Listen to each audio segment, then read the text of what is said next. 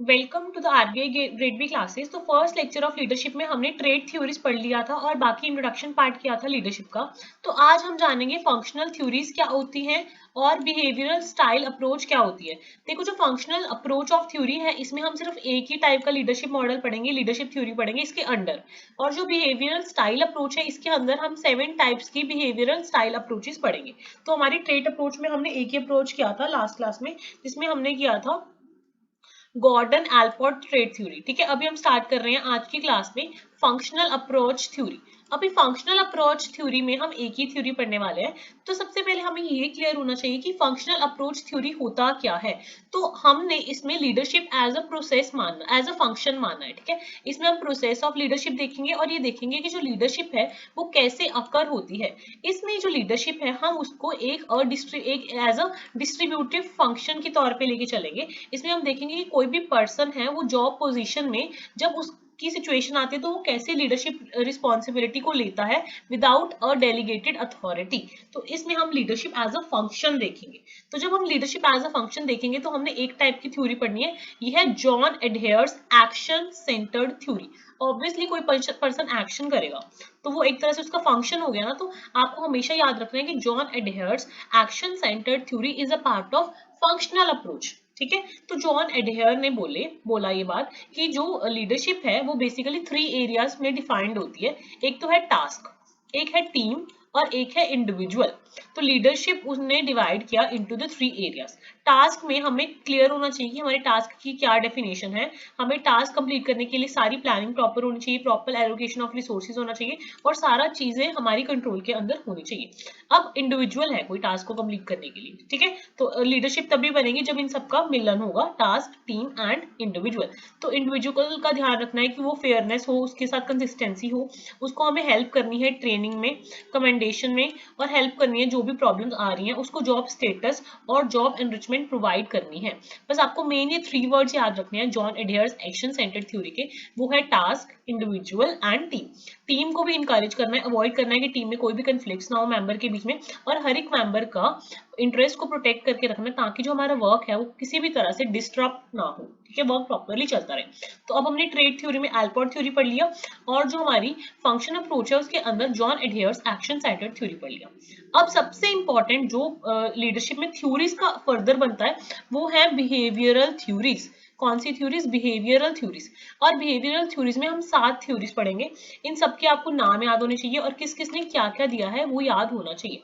जैसे आपको मैंने ट्रेड अप्रोच में बताया था कि बेसिकली लीडरशिप डिपेंड करती है वो पर्सन के ट्रेड्स क्या है, बट उसमें ये स्पेसिफाई नहीं था कि अ पर्सन इज बोर्न और ट्रेड्स हैं वो बाय बर्थ आते हैं या वो मतलब लर्न भी कर सकता है। बट यूजुअली जो ट्रेड अप्रोच है वो ज्यादातर बॉर्न पर ही फोकस करती है। ठीक है, ज्यादा फोकस बॉर्न पर है, बट स्टिल क्लैरिटी हमें नहीं थी ट्रेड अप्रोच में।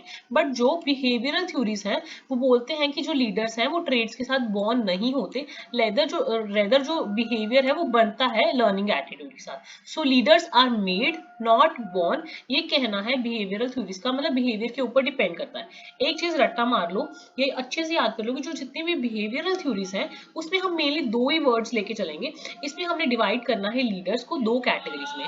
मतलब या तो जो लोग होते हैं वो टास्क ओरिएंटेड होते हैं या पीपल ओरिएंटेड होते हैं। मतलब जो लोगों का, जो लीडर है उसका मेन फोकस होता है या तो अपने टास्क को कंप्लीट करवाना या फिर लोगों के ओरिएंटेड होके ग्रुप में अच्छे रिलेशन बना के पीपल पर फोकस करना। तो basically divides the leader into the 2 categories.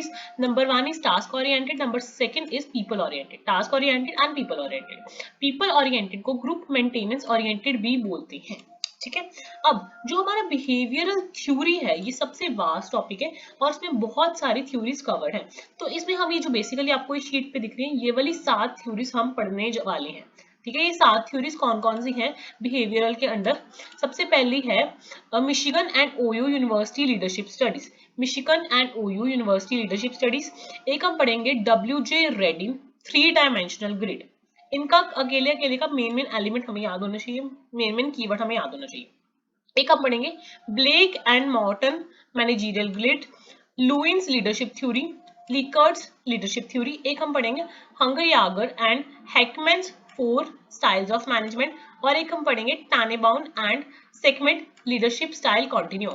देखो ये नेम अभी आपको फिलहाल मुश्किल लग रहे हैं, बट जब आप मल्टीपल टाइम रिवीजन कर लोगे आपके लिए इजी हो जाएगा। तो हम एक पढ़ेंगे Michigan and Ohio university 3D, Blake and Mouton, Lewin's, Likert's, H&H याद रख लो और T&S याद रख लो, ठीक है, थोड़ा आइडिया हो जाएगा आपको आगे, ठीक है। सबसे पहले हम स्टार्ट करते हैं Michigan and OYO university studies. आपको मैंने ये स्टार्टिंग में ही बता दिया कि जो जितनी भी बिहेवियरल थ्योरीज है उसमें हमारा मेनली दो वर्ड्स पर फोकस है, एक तो टास्क ओरिएंटेड, एक पीपल ओरिएंटेड, ठीक है। अब Michigan and OYO university studies continuum क्या बोलता है कि जो लोग हैं वो बेसिकली दो उन पे मतलब उनका स्टडी कॉन्टिन्यूम क्या है कि जो लीडरशिप बिहेवियर है that is either job oriented या फिर एम्प्लॉय ओरिएंटेड, ठीक है। जॉब ओरिएंटेड, एम्प्लॉय ओरिएंटेड, वही टास्क ओरिएंटेड को इसने बोल दिया मिशिगन एंड ओयो यूनिवर्सिटी ने जॉब ओरिएंटेड, और पीपल ओरिएंटेड को बोल दिया एम्प्लॉय ओरिएंटेड। सेम ही बात है ना, जस्ट वर्ड्स की हेरा फेरी है। अब इन्होंने बोला कि जो जॉब ओरिएंटेड है वो इन्होंने ले लिया, इसको बोल दिया लीडर्स इनिशिएटिंग स्ट्रक्चर, और जो एम्प्लॉय ओरिएंटेड है उसको बोल दिया लीडर्स कंसिडरेशन। तो ऐसे हमने ग्रिड बना लिया, हाई लो वाला ग्रिड, ओके। तो जब भी एम्प्लॉयर्स का मतलब लीडर्स का कंसिडरेशन टुवर्ड्स द एम्प्लॉय ज्यादा होगा, हाई होगा, तो उन केसेस में हमेशा लो ग्रीवेंस मतलब लड़ाई कम होगी और टर्नओवर भी लो होगा। और जब एम्प्लॉय का मतलब लीडर का कंसिडरेशन टुवर्ड्स द एम्प्लॉय लो होगा तो ग्रीवेंस रेट भी हाई होगा और टर्नओवर भी हाई होगी, ठीक है। और अब आ जाता है लीडर्स इनिशिएटिंग स्ट्रक्चर, इसका मतलब होगा जॉब ओरिएंटेशन। तो जब ये हाई है तो उन केसेस में हाई परफॉर्मेंस होगी, और जब ये लो है उन केसेस में लो परफॉर्मेंस होगी, ठीक है। अभी नेक्स्ट हमारा जो हमने पढ़ना है बिहेवियरल थ्योरीज के अंडर वो है Blake and Mouton managerial grid. Blake and Mouton managerial grid. देखो इसमें ना हमने एक ग्रिड बनाना है, 1 to 9 रेटिंग करनी है। जो हमारी एक्स एक्सिस है वहां पे हम लिखेंगे कंसर्न फॉर प्रोडक्शन, मतलब टास्क ओरिएंटेशन हो गया, और जो 1 to 9 है ऑन द वाई एक्सिस हम लिखेंगे कंसर्न फॉर पीपल, मतलब पीपल ओरिएंटेड हो गया। तो यहाँ पे हमने ग्रिड में नंबरिंग कर दी, जैसे 1 1 वाली कंडीशन है, मतलब कंसर्न फॉर प्रोडक्शन भी मतलब सबसे कम है और कंसर्न फॉर पीपल भी सबसे कम है। तो उसमें जो मैनेजमेंट होगी वो होगी इम्पोवरिश्ड मैनेजमेंट, मतलब इवेड एंड एल्यूड, मतलब सबसे बेकार तरह की मैनेजमेंट, क्योंकि पीपल के कंसर्न भी सबसे कम है और प्रोडक्शन का कंसर्न भी सबसे ज्यादा कम है। अब जो हाई हो गया concern from production but people के लिए कंसर्न अभी भी लो है, तो वो एक तरह से डिक्टेटर स्टाइल हो गया ना।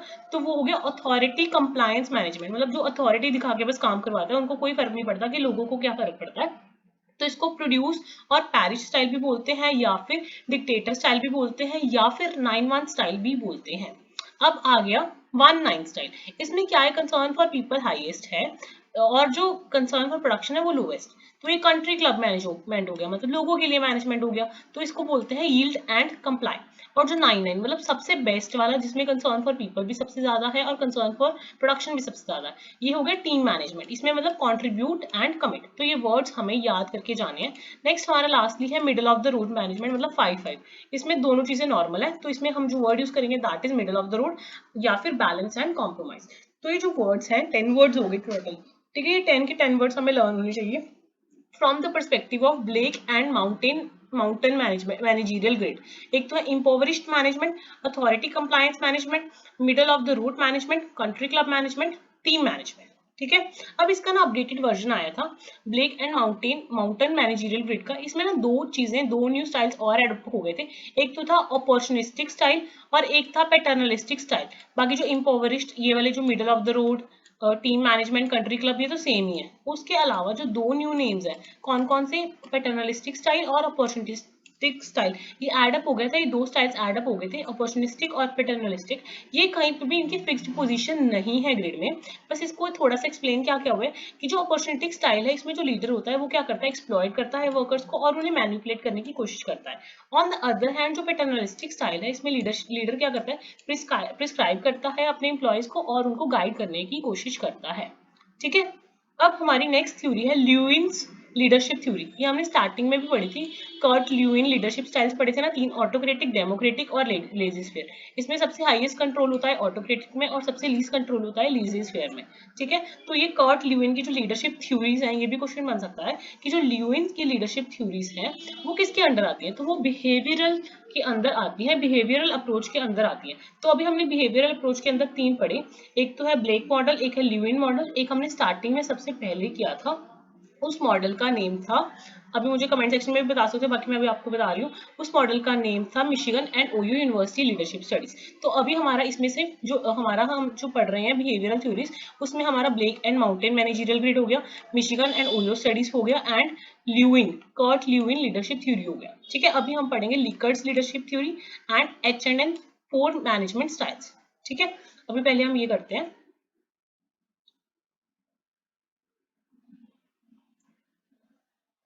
लिकर्ट्स लीडरशिप थ्योरी। जो लिकर्ट लीडरशिप थ्योरी है ना, आपको ल्यूइन और लिकर्ट में कंफ्यूज नहीं होना है। तो जो ल्यूइन है वो है कर्ट ल्यूइन।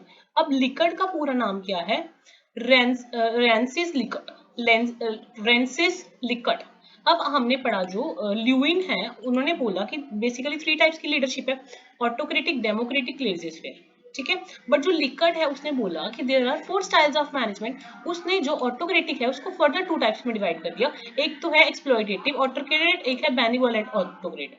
ठीक है, ऑटोक्रेटिव अथॉरिटेटिव डिवाइड हो गया एक्सप्लॉइटेटिव में और बेनिवोलेंट में। और उसके बाद एक होता है कंसल्टेटिव स्टाइल और एक होता है पार्टिसिपेटिव स्टाइल। पार्टिसिपेटिव मतलब डेमोक्रेटिक स्टाइल हो गया। ठीक है, अब एक्सप्लॉइटेटिव जो लीडर होता है ना, वो इम्पोज करता है, वो किसी की नहीं सुनता, अपने सबॉर्डिनेट पर मतलब इम्पोज करता है। और जो बेनिवोलेंट होता है, अगर कोई अच्छा काम करता है तो उसको रिवॉर्ड करता है, और मतलब उसमें ज्यादातर मैनेजमेंट ही रिस्पॉन्सिबल होती है, कोई तरह का ऐसा कंसल्टेटिव या पार्टिसिपेटिव नहीं होता है। ठीक है, बट जो एक्सप्लॉइटेटिव अथॉरिटेटिव है उससे थोड़ा सा लीनियंट वाला होता है बेनिवोलेंट अथॉरिटेटिव। अब कंसल्टेटिव में जो लीडर होता है वो सुनता है सबॉर्डिनेट्स की, कुछ आइडियाज में लेता भी है, बट प्रॉपरली उनको इतनी ज्यादा बिल्कुल खुली छूट नहीं देता। अब आपको है ना, मैं इसकी ट्रिक बताऊंगी कि आपको एग्जाम में कैसे लिख के आना है। जो पार्टिसिपेटिव है वो एंगेज करता है सबॉर्डिनेट्स को, उनके साथ प्रॉब्लम सॉल्व करता है, टीम वर्क होता है। तो आपको ना बेसिकली ये 4 वर्ड यूज करने हैं, सेल्डम, समटाइम्स, यूजुअली, ऑलवेज।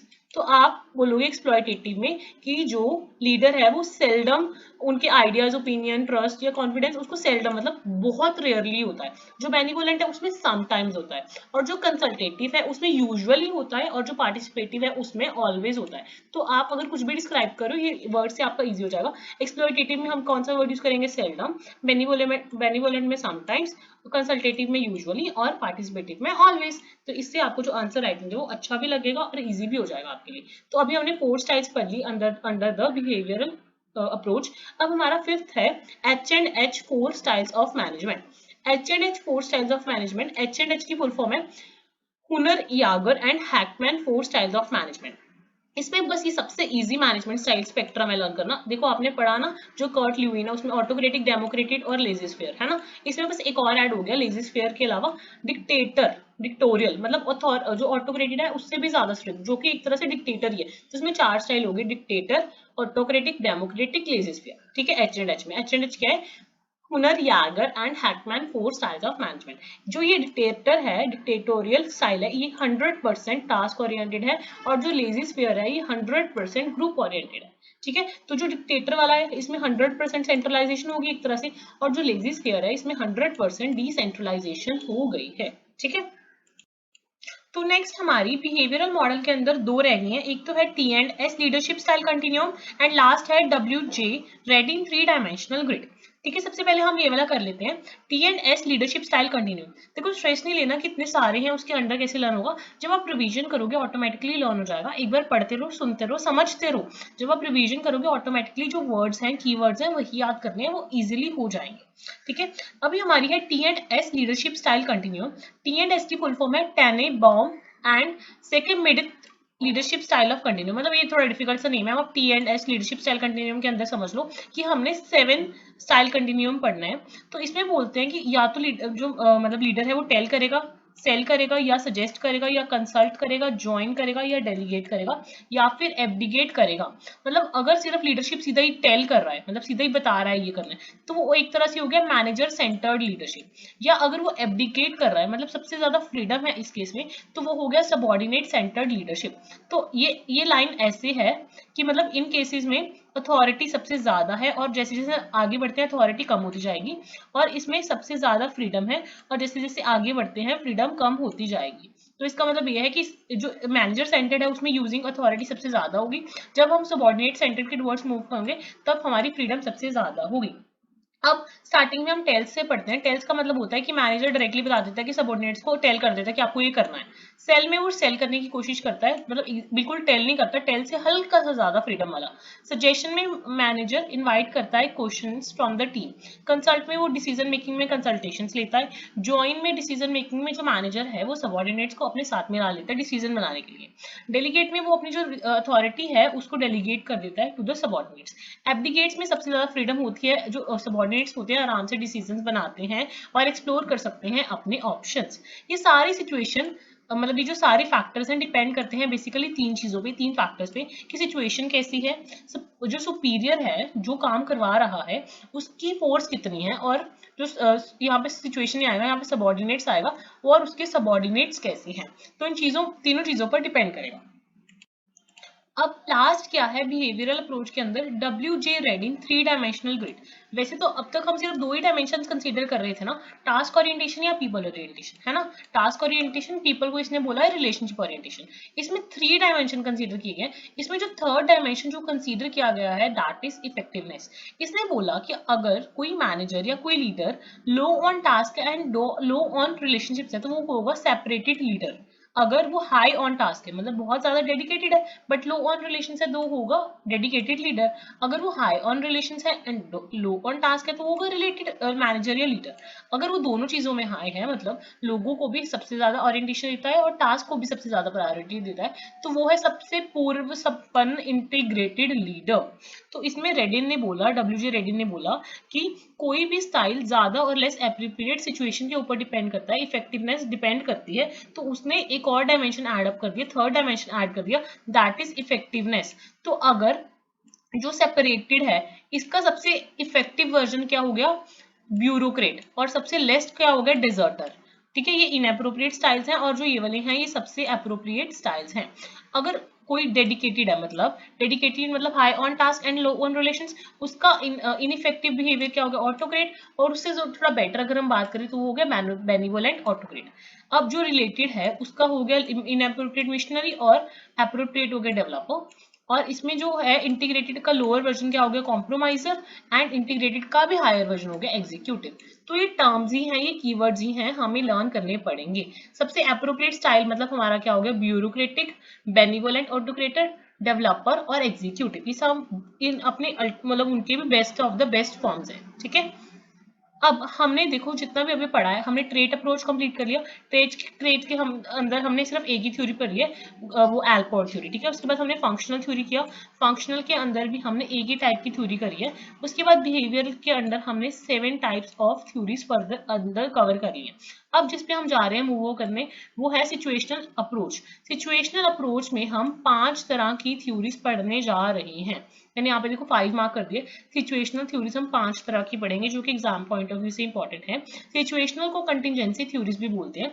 ये थ्योरीज क्या बोलती है, ये अप्रोच क्या बोलती है कि कोई भी इफेक्टिव लीडरशिप नहीं हो सकती, सिचुएशन टू सिचुएशन वेरी करता है, सिचुएशन पे अलग टाइप की लीडरशिप थ्योरी एप्लीकेबल होगी। तो कहता है कोई भी लीडर है वो इफेक्टिव होगा बेसिकली वो 2 फैक्टर्स पे डिपेंड करेगा। एक तो लीडर का बिहेवियर कैसा है, एक सिचुएशन कैसी है। ठीक है, और जो लीडर का बिहेवियर है ऑब्वियसली वो किस पे डिपेंड करेगा, जो लीडर है उसके कैरेक्टरिस्टिक्स कैसे हैं, और लीडर की जो हिरारिकल पोजीशन है वो पोजीशन कैसी है। जो सिचुएशनल फैक्टर्स हैं वो फर्दर 4 चीजों पे डिपेंड करते हैं। एक तो सबऑर्डिनेट के कैरेक्टरिस्टिक्स कैसे हैं, एक लीडर की सिचुएशन कैसी है, लीडर की सिचुएशन मतलब लीडर की पोजीशन कैसी है और उसका सबऑर्डिनेट के साथ रिलेशन कैसा है। उसके अलावा जो ग्रुप के फैक्टर्स हैं वो कैसे हैं, ऑर्गेनाइजेशन के फैक्टर्स हैं वो कैसे हैं। बस आप मेनली याद रख लो कि leadership situation to situation vary करती है और लीडर की इफेक्टिवनेस डिपेंड करेगी कि लीडर का खुद का बिहेवियर कैसा है और सिचुएशन कैसी चल रही है, सिचुएशनल फैक्टर्स क्या हैं। अब हम सिचुएशनल अप्रोच के अंदर ये 5 तरह की थ्योरीज पढ़ने वाले हैं जो कि एग्जाम पॉइंट ऑफ व्यू से इंपॉर्टेंट है। सबसे पहले है हमारी फेडलर्स कंटिजेंसी थ्योरी। नेक्स्ट हम पढ़ेंगे Hersey and Blanchard situational theory. Next हम पढ़ेंगे Robert House path goal theory, and फिर हम पढ़ेंगे Vroom Yetton Jago decision making model, and last हम पढ़ेंगे कॉग्निटिव रेजोनेंस थ्योरी। तो सबसे पहले हमारी जो सिचुएशनल है उसके अंदर जो फर्स्ट थ्योरी है दैट इज फेडलर्स कंटिजेंसी थ्योरी। ठीक है, अब फेडलर्स कंटिजेंसी थ्योरी क्या बोलती है ये आपको सबसे पहले पता होना चाहिए कि सिचुएशनल का पार्ट है। इसने बोला कि कोई भी लीडरशिप स्टाइल फिक्स्ड होता है इंडिविजुअल के लिए, या तो वो टास्क ओरिएंटेड होता है या लीडरशिप रिलेशनशिप ओरिएंटेड होता है। ठीक है, और जो सिचुएशन है वो वेरी करती है, और सिचुएशन वेरी के जो टाइप्स हैं वो क्या है, लीडर की पोजीशन कैसी है, पावर एंड पोजीशन कैसी है, उसका टास्क स्ट्रक्चर क्या है, और लीडर और सबऑर्डिनेट का रिलेशन कैसा है। तो जो फेडलर्स कंटिजेंसी थ्योरी है सिचुएशनल मॉडल है वो कहता है कि जो लीडरशिप स्टाइल है एक तरह से फिक्स्ड हो गया और सिचुएशनल वेरिएबल्स हो गए, इन दोनों का रिलेशनशिप से डिपेंड करता है कि हमें कौन सी सिचुएशन में कौन सा स्टाइल ऑप्ट करना चाहिए। तो जो ये है फेडलर है उन्होंने एक मैट्रिक्स सजेस्ट किया जो हमें रिकमेंड किया कि उससे हमें पता लग जाएगा कि कौन सी सिचुएशन में कौन सी ज्यादा इफेक्टिव है। उन्होंने मेजर किया कि leadership style of an individual according to this theory. उन्होंने एक स्केल दिया, least preferred coworker scale. Least preferred coworker scale, वो उसमें ना जो लीस्ट प्रेफर्ड कोवर्कर स्केल है उसमें 16 कैरेक्टरिस्टिक्स है on a series of bipolar scales 1 to 8। और उसमें लीस्ट प्रेफर कोवर्कर स्केल में ऐसे मतलब नंबरिंग दी हुई। मैं अभी आपको स्केल दिखाती हूँ। तो अगर उसमें आपका लो स्कोर आएगा तो जो लीडर है that is more task oriented. अगर वो स्कोर हाई आएगा तो जो लीडर है that is more relationship oriented. अभी मैं आपको स्केल दिखा रही हूँ, LPC least preferred coworker scale. देखो यहाँ पे 1 to 8 बाइपोलर स्केल है और ये 16 करेक्टरिस्टिक्स है। अगर आपका ये स्केल कम आता है, मतलब इसमें मार्क्स कम आते हैं, तो ऑब्वियसली जो लीडर है अनप्लीजेंट है, अनफ्रेंडली है, हॉस्टाइल है, मतलब कम इंटरेस्टिंग है, ये सारी चीजें हो जाती हैं। तो उस केस में जो आपका लीडर होगा he would be more task oriented.